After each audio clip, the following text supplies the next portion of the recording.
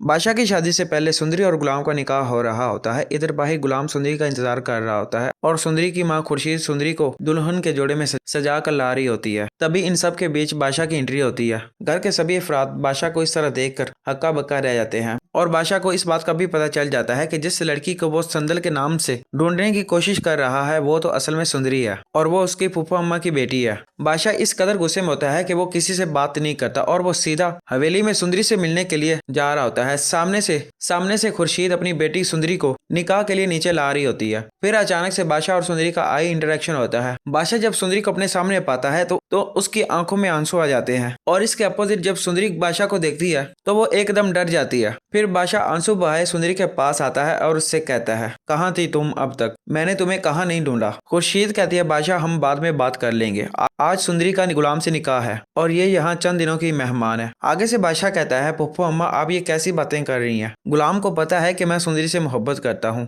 वो मेरे साथ ऐसा नहीं कर सकता। फिर सुंदरी बादशाह से कहती है, क्या रत लगाई हुई है कि तुम्हें सुंदरी ही चाहिए? मेरी बात कान खोल कर सुन लो बादशाह, सुंदरी सिर्फ गुलाम की है और किसी की नहीं। बादशाह जब सुंदरी के मुंह से गुलाम का नाम सुनता है तो उसे अपनी दोस्ती में बगावत की बू आती है। तब उसे इस बात का पता चल जाता है कि गुलाम अपनी मर्जी से सुंदरी के साथ ये निकाह कर रहा है। इसके बाद बादशाह सुंदरी का हाथ पकड़कर उसे सबके सामने नीचे लाता है और गुलाम भीगी बिल्ली की तरह खामोश रहता है। बादशाह गुलाम पर इस कदर गुस्से में होता है कि उसकी नसें फटने को आ जाती हैं और वो गुलाम के पास आता है और उससे कहता है, क्यों किया मेरे साथ ऐसा? तुझे पता था कि मैं सुंदरी को पसंद करता हूँ, तेरे सामने मेरी कोई बात नहीं छुपी हुई थी, फिर तूने ऐसा क्यों किया? गुलाम बादशाह से कहता है, बादशाह मैंने ऐसा कोई काम नहीं किया जिसकी वजह से आपकी और मेरी दोस्ती में दरारें आ जाएं। ये बात सच है कि सुंदरी ही वही लड़की है जिससे आप मोहब्बत करते हैं, लेकिन ये बात मेरे ला इलम में थी। सुंदरी और मैं एक दूसरे से मोहब्बत करते हैं। बादशाह को गुलाम के मुंह से सुंदरी का नाम बर्दाश्त नहीं हो रहा था और जब वो सुंदरी के लिए मोहब्बत का नाम सुनता है तो वो इस कदर गुस्सा हो जाता है कि वो गुलाम के साथ लड़ाई करना शुरू कर देता है। आगे से गुलाम भी खामोश नहीं रहता, वो भी सुंदरी को बादशाह से तहफ़्फ़ुज़ देने के लिए बादशाह के साथ फाइट करना शुरू कर देता है। जब दोनों काफी जख्मी हो जाते हैं तो बीच में सुंदरी आ जाती है। सुंदरी बादशाह से कहती है, बस बादशाह बहुत हो गया, मैंने तुम्हें पहले भी कहा है कि सुंदरी मर तो जाएगी लेकिन तुम्हारे साथ शादी नहीं करेगी। बादशाह कहता है, अगर ऐसी बात है तो मैं तुम दोनों को एक नहीं होने दूंगा। इसके बाद बादशाह सुंदरी का हाथ पकड़कर उसे हवेली की काल कोठरी में बंद कर देता है और गुलाम को जिंदान में बंद कर देता है।